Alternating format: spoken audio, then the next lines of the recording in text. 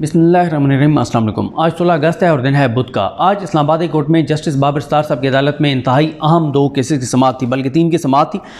Important 2 का इस video में बताऊंगा, एक पे अगली वीडियो में बात करेंगे। शायर अफरीदी साहब का मामला और शानदाना गुलजार साहबा का मामला।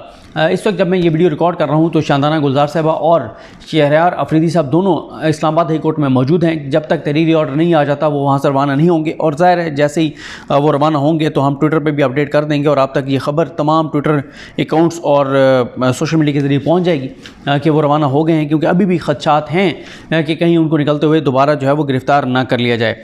आज जब समाअत का आगाज़ हुआ तो DC इस्लामाबाद इरफान मेमन जो है वो रुस्तम पर आए। उन्होंने अदालत को आकर बताना शुरू किया कि 9 मई को जब इमरान खान गिरफ़्तार हुए तो उसके बाद लाहौर, कराची, इस्लामाबाद और बहुत से शहरों में वाक़यात हुए। तो बाबर सत्तार साहब ने उनको कहा कि आप बाकी शहरों को छोड़ें, आप अपने जो आपका दायरा इख्तियार है इस्लामाबाद की आप बात करें, आप इस्लामाबाद का बताएं। उसके बाद उन्होंने बताया कि और पूछा गया कि शहरयार अफरीदी साहब को किस रिपोर्ट पर आपने जो है वो गिरफ़्तार किया, क्या ऐसा मामला था, क्यों आपने उनका डिटेंशन ऑर्डर जो है वो जारी किया MPO के तहत। उन्होंने बताया कि 8 अगस्त को एक हमें रिपोर्ट मौसूल हुई और उसके बाद उन्होंने कहा कि ये इंटेलिजेंस एजेंसी की तरफ से रिपोर्ट थी और नक्श अमन को ख़तरा था, और हमें ये रिपोर्ट मिली थी इंटेलिजेंस रिपोर्ट के जो शहरयार अफरीदी हैं वो डिस्ट्रिक्ट कोर्ट्स पर हमला कर सकते हैं। बाबर सत्तार साहब ने कहा जेल में बैठकर वो ये प्लान कर रहे थे कि वो अदालत पर हमला करेंगे। DC साहब ने कहा कि जी बिल्कुल, ये IB की रिपोर्ट थी और इमरान खान की वो जो उनको फैमिली मेम्बर्स मिलने जा रहे थे, वकला मिलने जा रहे थे, पार्टी रहनुमा मिलने जा रहे थे, उनको वो ये कह रहे थे कि भाई आप जो है वो इस्लामाबाद आप डिस्ट्रिक्ट कोर्ट्स के ऊपर हमला करें, और वो उकसा रहे थे लोगों को, और उनकी गैर मौजूदगी में उनके सोशल मीडिया के ज़रिए भी कंपेन चल रही थी। तो अदलिया के ख़िलाफ़ भी मुहिम का ये हिस्सा थे। और तोशाखाना में जब इमरान खान की गिरफ़्तारी हुई उसके बाद फिर ये लोगों कह रहे थे, उकसा रहे थे कि आप जो है वो कानून हाथ में लें और इमरान खान को रिहा करवाएं, ये सारी बातें ये कर रहे थे।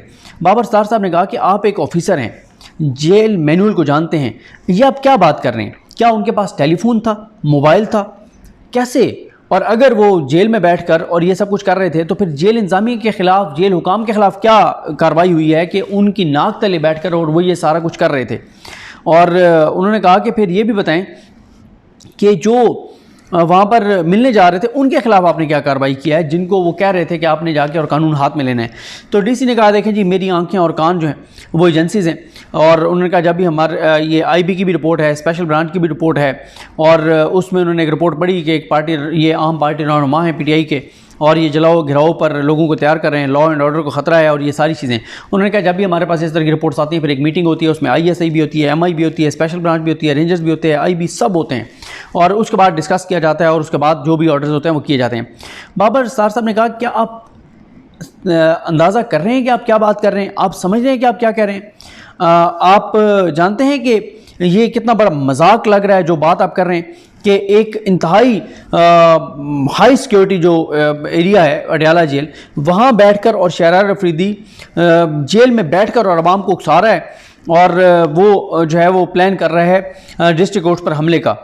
तो उन्होंने कहा कि ये बताएं कि 8 अगस्त का ही आपने ऑर्डर क्यों निकाला? 8 अगस्त को ऐसा क्या हुआ कि आपने 8 अगस्त को उनका MPO के तहत ऑर्डर निकाल दिया? और ये भी बताएं कि आपके कितने ऑर्डर जो हैं वो MPO के तहत वो चैलेंज हुए, और कितने जो हैं वो अदालतों ने उनको अप्रूवल रखा, और कितने हैं जो आपने विड्रॉ किए, और कितने हैं जो अदालतों ने सेट असाइड किए यानी कलदम किए। DC साहब ने कहा जी उसके लिए इरफान मेमन साहब ने कहा आप हमें टाइम दें तो फिर हम आपको तफसीलात दे देंगे। तो उसके बाद बाबर सत्तार साहब ने कहा कि इसमें जितने नाम आपने लिखे हुए तो सारे तकरीबन बाहर हैं।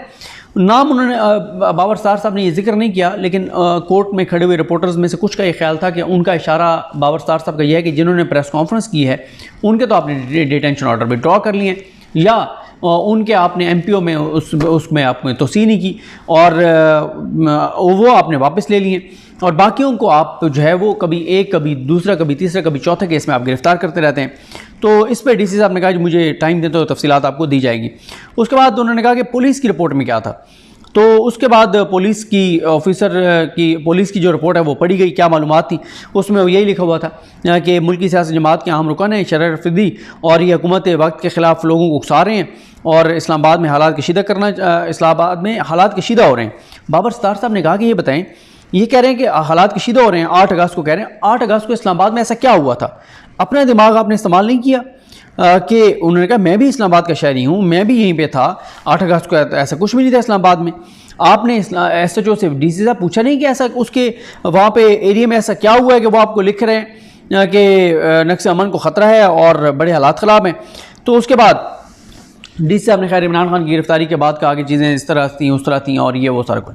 उसके बाद दोबारा बाबर स्टार साहब ने यही कहा कि आपने SHO से क्यों नहीं पूछा कि उसकी हदूद में ऐसा क्या हो रहा था। तो उसके बाद SHO को तलब किया गया रोस्टम पर कि SHO साहब आप आएँ ज़रा, आपके पास ऐसी क्या इन्फॉर्मेशन थी कि आपने ये रिपोर्ट जो है वो दी।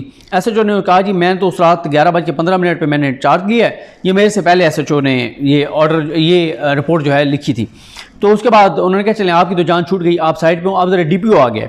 DPO ने आके जी मैं तो छुट्टी पे था। जब उन्होंने ये कहा तो अदालत में क्या लगा, तो उन्होंने कहा जी, उन्होंने कहा फिर किसके पास चार्ज था, उन्होंने कहा SP रूरल इसके पास जो है वो इंचार्ज था। उसके बाद IG आ गए। IG ने कहा जी वो 9 मई हुआ, फिर अल्लाह का फजल हुआ, हमने सब ने मिल के और बड़ा उस पर हालात पे काबू पाया। बाकी उन्होंने कहा हम खदशात पे ही कार्रवाई किया करते हैं और खदशा था ये इनके हवाले से जो शहर अफरीदी यानी वो डिफेंड कर रहे थे उस MPO के ऑर्डर को।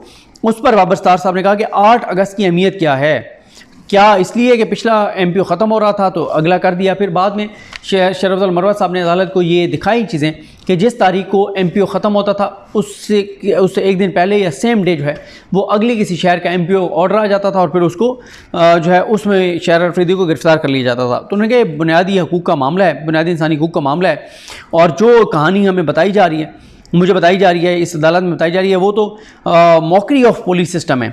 तो उसके बाद उन्होंने ज़रा तकरीर करनी चाहिए इधर उधर की बातें। अकबर नासिर खान साहब ने IG इस्लामाबाद, तो अदालत ने उनको रोक दिया। बाबर स्टार उन्होंने कहा तकरीर ना करें, हक़ाइक़ बताएं।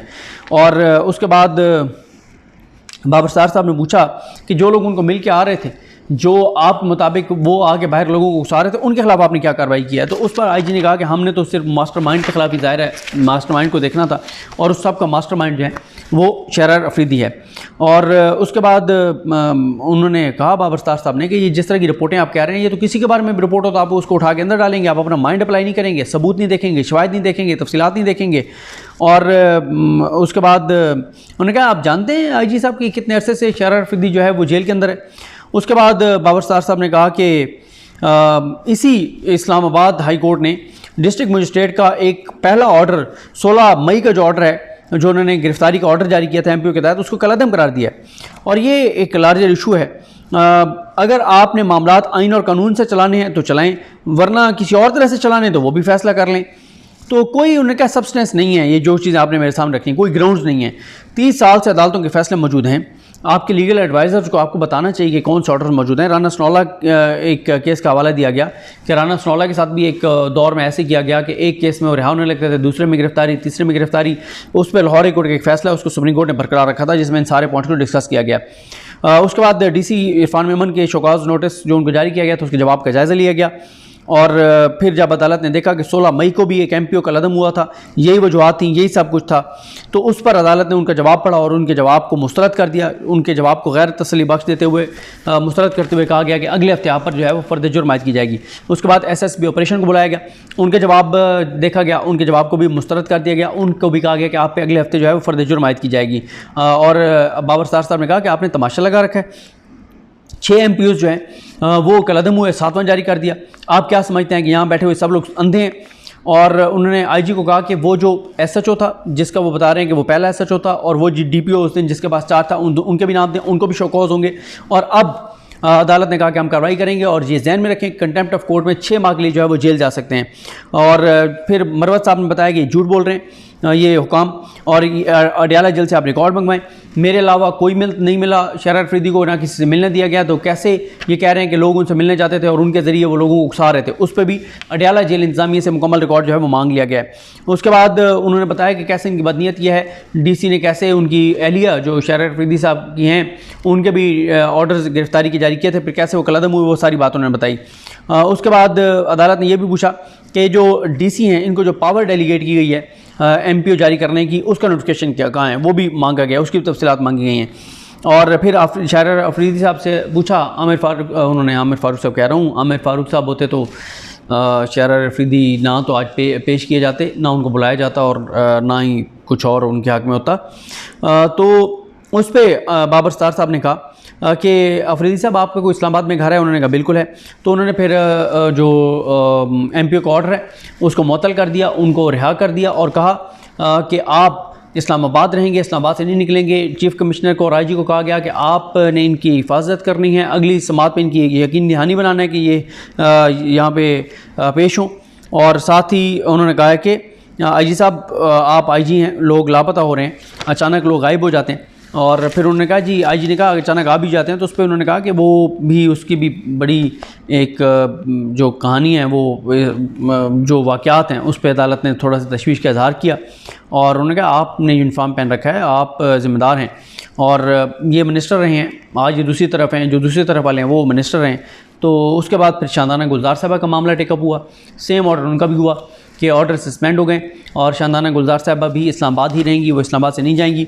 और साथ ही अदालत ने ये ज़रूर कहा है कि शानदाना गुलजार साहबा को और इनको जो हैं क्या कहते हैं, शानदाना गुलजार साहबा और शायर अफरीदी साहब को कहा है कि आप दोनों जो हैं बस आप लोगों ने कोई भी बयानात नहीं देने, किसी भी तरह के मीडिया से बात नहीं करनी जब तक ये मामला जो है वो सब जुडिस है। कुछ और चीज़ें मैं देख रहा हूँ कि वो मैं आपके सामने रख सकूँ।